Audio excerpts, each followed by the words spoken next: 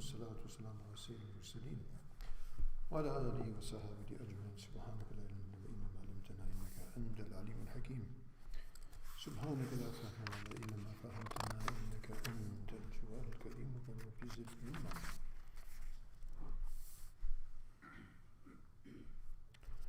قال الإمام النووي رحمه الله تبارك وتعالى ونفعنا بعلومه في الدارين. قال: وعن أم سلمة رضي الله عنها قالت: قلت يا رسول الله هل لي في بني أبي سلمة أجر أن أنفق عليهم ولست بتاركتهم هكذا وهكذا إنما هم بني.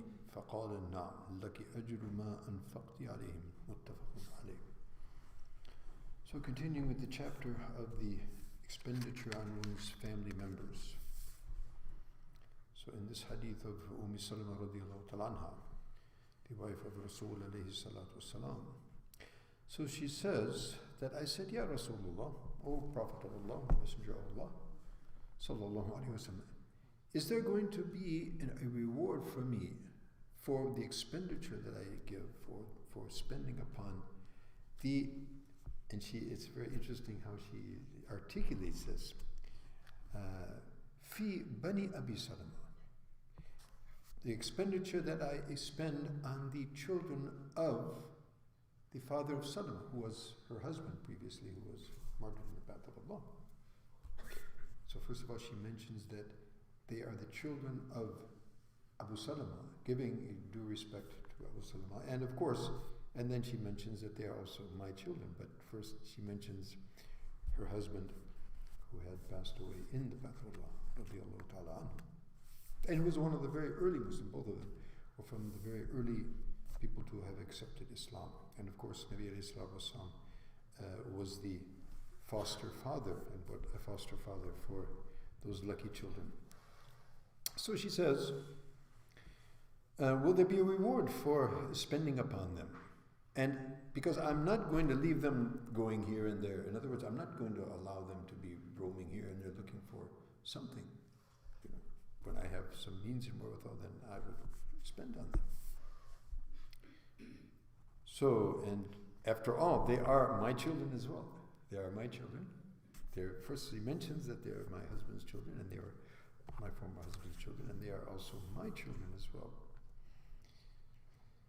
So Rasulullah said, "Naam, of course, for you, definitely there will be a reward, whatever you have spent upon them."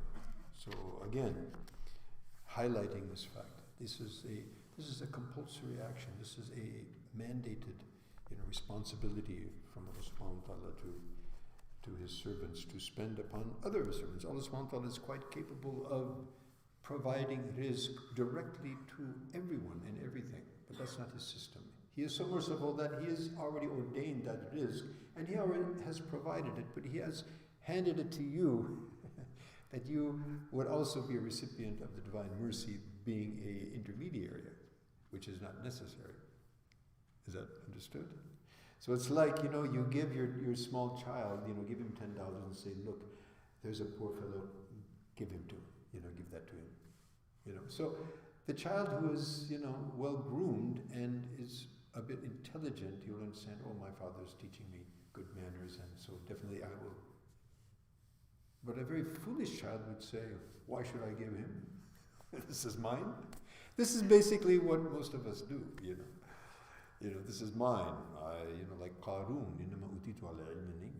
I worked hard and I went through a very long education process and I went into $100,000 of debt, and so it's mine, and so I'm going to keep it for me.